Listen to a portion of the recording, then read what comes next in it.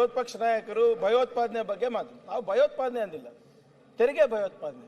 ಅಧ್ಯಕ್ಷರೇ, ಒಬ್ಬ ಕನ್ನಡಿಗ 100 ರೂಪಾಯಿ ಇವಾಗ ಕೊಟ್ಟರೆ ಕೇಂದ್ರ ಸರ್ಕಾರಕ್ಕೆ ತೆರಿಗೆ ಆಗಿ ಬರೋದು 13 ರೂಪಾಯಿ ಅಧ್ಯಕ್ಷರೇ. ಅದೇ ತೆರಿಗೆ ಒಬ್ಬ ಉತ್ತರ ಪ್ರದೇಶದವ್ರು ಕೊಟ್ಟರೆ ಅವರಿಗೆ ದುಪ್ಪಟ್ಟು ಹೋಗುತ್ತೆ. ಮಧ್ಯಪ್ರದೇಶ, ಬಿಹಾರು 3 ಪಟ್ಟು ಹೋಗುತ್ತೆ. ಅಂದರೆ 100 ರೂಪಾಯಿ ಕೊಟ್ಟರೆ 278, 88, 300 ಹೋಗುತ್ತೆ. ನಮ್ಗೆ 13.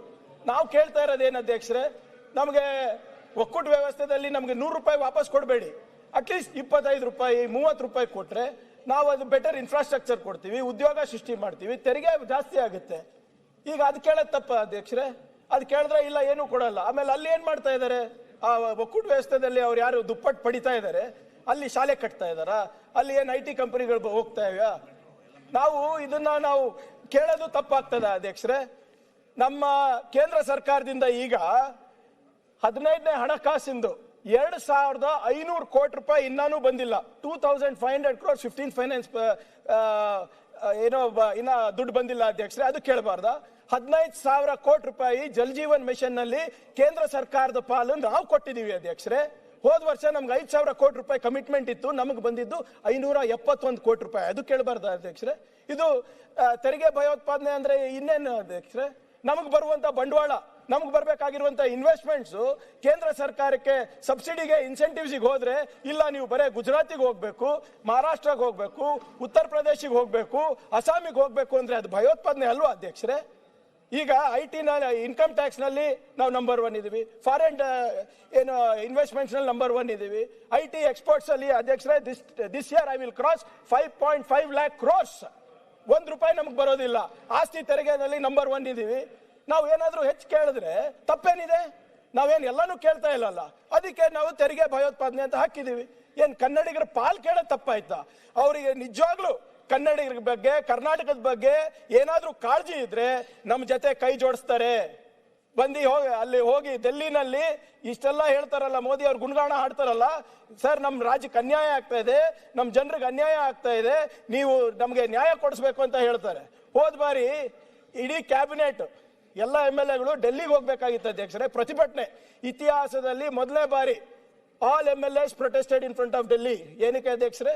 ನಮ್ಗೆ ಪಾಲ್ ಬರಬೇಕಾಗಿತ್ತು NDRF ನಲ್ಲಿ, SDRF ನಲ್ಲಿ. ಸಂವಿಧಾನಿಕ ಹಕ್ಕದು ಕೊಟ್ಟಿಲ್ಲ. We went to supreme court on that terrorism. ಅವಾಗ ನಮ್ಗೆ ಸಿಗ್ತಾ, ಅದನ್ನು ದುಡ್ಡಿನ ಬಂದಿಲ್ಲ ಅಧ್ಯಕ್ಷರೇ. ಇದಕ್ಕೆ ತೆರಿಗೆ ಭಯೋತ್ಪಾದನೆ ಅಂದಿಲ್ಲ ಅಂದ್ರೆ ಇನ್ನೇನ್ ಹೇಳ್ಬೇಕು ಅಧ್ಯಕ್ಷರೇ? ಸೊ ದಯವಿಟ್ಟು ನಾನು ಮನವಿ ಮಾಡ್ಕೊತಾ ಇದ್ದೀನಿ, ಈ ಬಿಲ್ ಏನಿದೆ VB ಗ್ರಾಮ್ಜಿ ಚರ್ಚೆ ಮಾಡ್ಲಿ. ಕಾರ್ಮಿಕರ ವಿರುದ್ಧ ಇದೆ, ಪಂಚಾಯತ್ ವಿಕೇಂದ್ರೀಕರಣ ವಿರುದ್ಧ ಇದೆ, ಸಂವಿಧಾನದ ವಿರುದ್ಧ ಇದೆ, ಕರ್ನಾಟಕದ ಪ್ರಗತಿಗೆ ವಿರುದ್ಧವಾಗಿದೆ. ಅವರು ದಯವಿಟ್ಟು ಅದನ್ನ ಅರ್ಥ ಮಾಡ್ಕೊಂಡು ಚರ್ಚೆಗೆ ಬರ್ಬೇಕು ಹೊರತು ಹಿಂಗೆ ಅವರು ಕೇಶವ್ ಕೃಪಾಗೆ ಮತ್ತೆ ನಿಮ್ಮ ಕೇಂದ್ರ ಸರ್ಕಾರಕ್ಕೆ ಮನವೊಲಿಸಲಿಕ್ಕೆ ಹಿಂಗೆ ಕನ್ನಡಿಗರಿಗೆ ಅನ್ಯಾಯ ಮಾಡಬಾರ್ದು ಇವರು.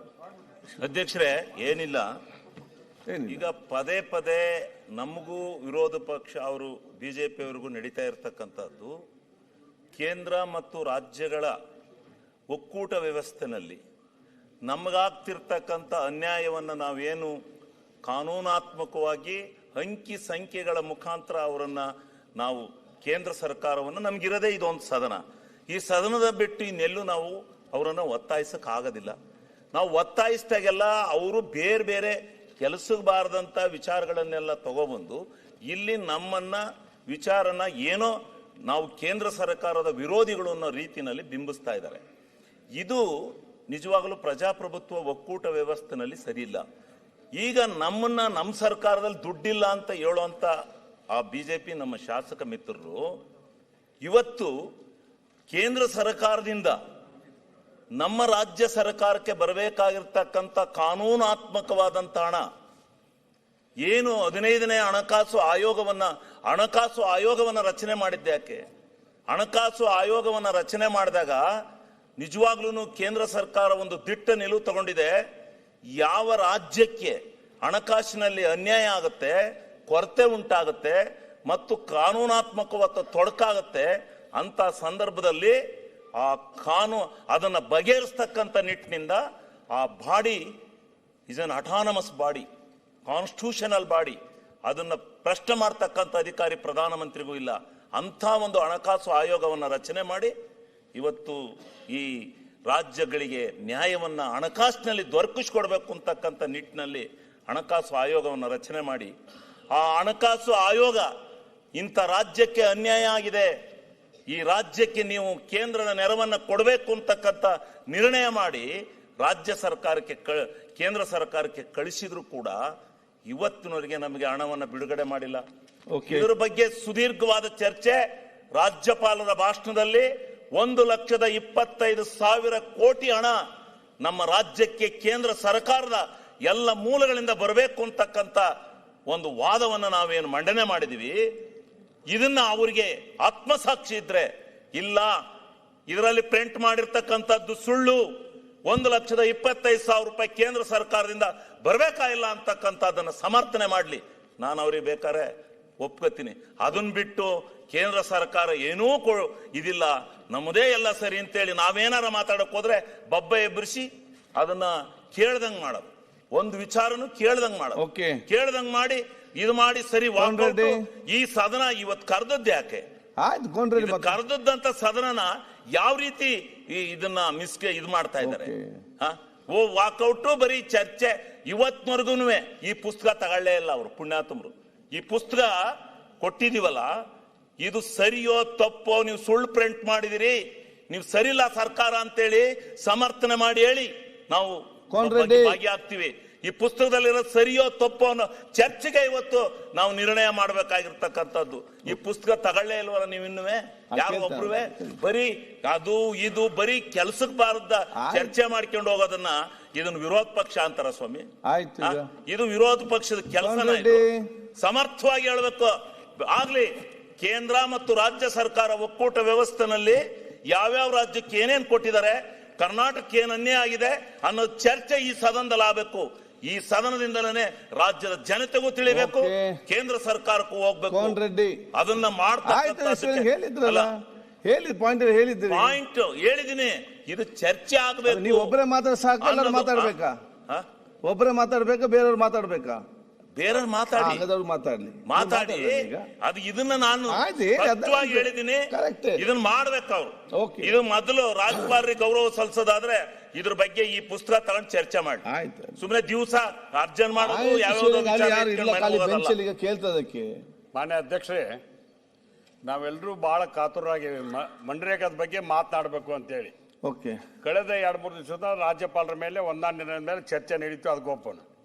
ವಿರೋಧ ಪಕ್ಷಗಳು ಬಳಸ್ತಕ್ಕಂಥ ಭಾಷೆ ಇವತ್ತು ನಮ್ಮ ಇಡೀ ರಾಜ್ಯ ಗ್ರಾಮ ಪಂಚಾಯತಿ ವ್ಯವಸ್ಥೆಯಲ್ಲಿ ನಾವೆಲ್ಲರೂ ಹೋರಾಟ ಮಾಡ್ಕೊಂಡು ಬಂದವರು.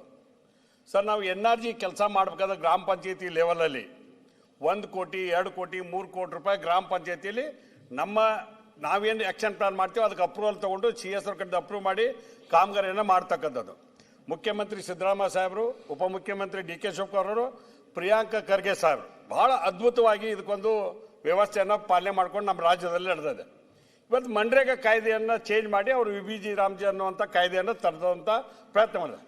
ಆ ಕಾಯ್ದೆ ಈ ರಾಜ್ಯಕ್ಕೆ ಮಾರಕ ಆಗಿದೆ ಸರ್. ಒಂದು ಗ್ರಾಮ ಪಂಚಾಯತಿ ನಡೆಯತಕ್ಕಂಥ ವ್ಯವಸ್ಥೆಯಲ್ಲಿ ಇವತ್ತು ನಾಳೆ ಬರ್ತಕ್ಕಂಥ ಚುನಾವಣೆ ಗ್ರಾಮ ಪಂಚಾಯತಿ ಇರೋ ಇನ್ಮೇಲೆ ಯಾರು ನಿಲ್ಲಕ್ಕಾಗದಂಥ ಪರಿಸ್ಥಿತಿ.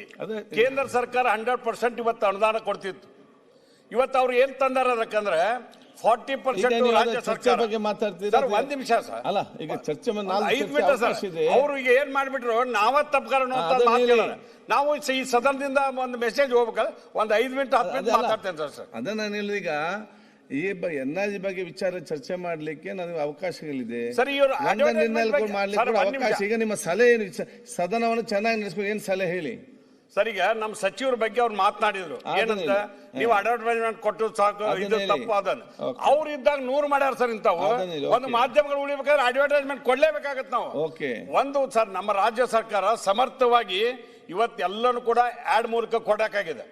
ಮಹಾತ್ಮ ಗಾಂಧಿ ಅವರು ಈ ದೇಶಕ್ಕೆ ಸ್ವಾತಂತ್ರ್ಯ ಕೊಡೋದಕ್ಕೆ ಎಷ್ಟು ಕಷ್ಟಪಟ್ಟಂತ ಇವತ್ತು ಅಂತಾರ ಹೆಸರು ತೆಗಿತಾರಂದ್ರೆ ಇಂಥವ್ರ ಕಡಿದ ನಾವು ಬುದ್ಧಿ ಹಚ್ಕೊಳಕ್ ಸಾಧ್ಯ ಇದೆಯಾ? ಇವತ್ತು ಅವ್ರ ಭಾಷೆಯನ್ನು ಬಳಸಿದ್ರು, ನಿಮ್ಮ ತೆವಲು ಮಾನ ಮರ್ಯಾದೆ ನಿಮಗೈತೆ ಅಂತ. ಅವ್ರಿಗೇನು ಮಾನ ಮರ್ಯಾದೆ ಇದೆ ಸರ್? ಬಿಜೆಪಿ ಅವ್ರಿಗೇನಿದೆ ಮಾನ ಮರ್ಯಾದೆ?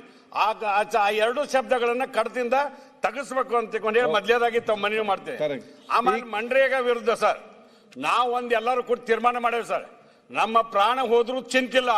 ದೆಹಲಿಯಲ್ಲಿ ರೈತರು ಹೋರಾಟ ಹೆಂಗಾಗೈತಿ, ಇಡೀ ರಾಜ್ಯದಲ್ಲಿ ಹೋರಾಟ ಮಾಡಿ ಆ ಮನ್ರೇಗಾವನ್ನ ಮರುಸ್ಥಾಪನೆ ಮಾಡುವವರೆಗೂ ನಾವಂತೂ ಈಗ ಈ ಕಾನೂನನ್ನು ಒಪ್ಪಲಿಕ್ಕೆ ಸಾಧ್ಯ ಆಗೋದಿಲ್ಲ. ಯಾಕಂದ್ರೆ ಇದೊಂದು ಮಾರಕ.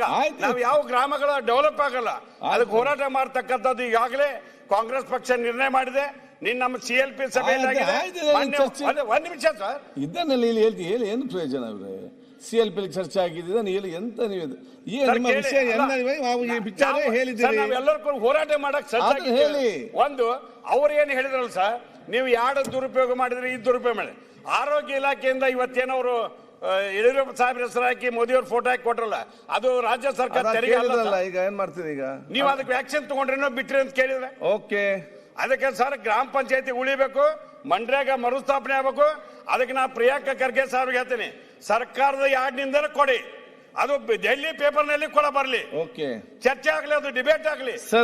ಬಿಜೆಪಿ ಸರ್ಕಾರ ಒಪ್ತಾ ಇಲ್ಲ ಸರ್ ಇದನ್ನ, ಮಹಾರಾಷ್ಟ್ರ ಸರ್ಕಾರ ಅದನ್ನೇ ಮತ್ತೆ ಯಾಕೆ ಹೊಸ ವಿಚಾರ ಏನೋ ಇದ್ರೆ